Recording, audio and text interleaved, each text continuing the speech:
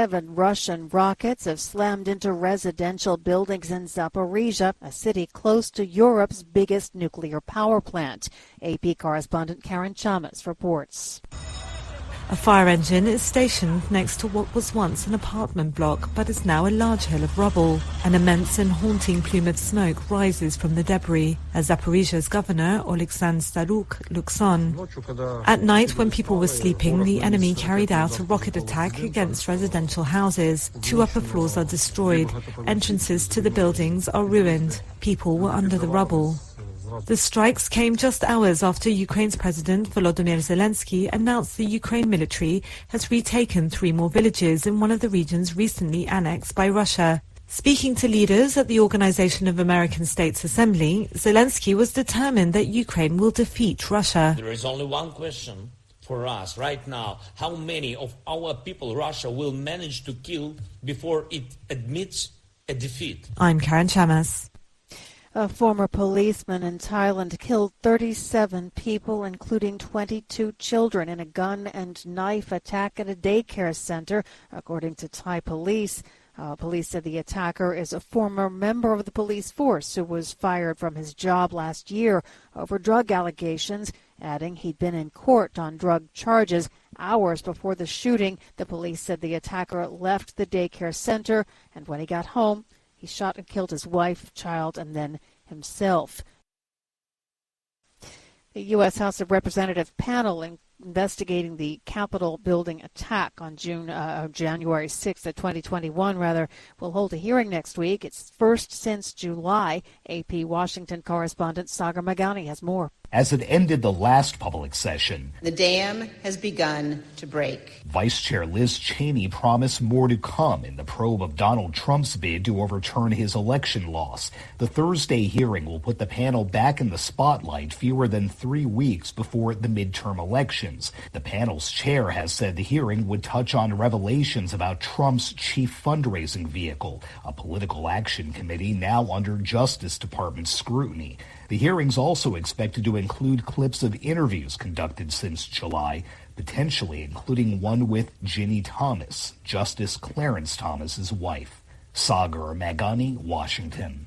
The U.S. on Thursday sanctioned 7 senior Iranian leaders for their role in shutting down the country's internet access and the ongoing crackdown on dissidents protesting the death of a young woman while in the custody of the country's morality police. She was accused of failing to properly cover her hair with a hijab. The Treasury Department targeted Iranian Interior Minister Ahmad Vahidi and the country's communication minister Aissa Zarapur, along with 5 other officials in Iran's security apparatus. The sanctions freeze any assets the 7 Iranians might hold in the United States and blocks them from making any financial transactions while prohibiting Americans from doing business with them. The FBI says violent crime didn't increase substantially last year. AP correspondent Ben Thomas has more. The FBI's analysis of annual crime data finds violent and property crime still above pre-pandemic levels, but consistent between 2020 and 2021. There was a slight decrease in the overall violent crime rate and a 4.3% increase in the murder rate. However, neither number is considered statistically significant. The report comes with major caveats. About 40% of law enforcement agencies did not participate after a major overhaul in the reporting system that included big cities like New York, Los Angeles, and Miami. Ben Thomas, Washington. In Greece, the Coast Guard said Thursday at least 16 people are dead after 2 boats carrying migrants sank in separate incidents. Authorities said one boat carrying about 40 people went down near the eastern island of Lesbos near Turkey. 15 bodies were recovered. 5 people were rescued. A search is ongoing. A second boat went down off the island of Kythera after it hit rocks. Authorities said they rescued 30 people from the second boat.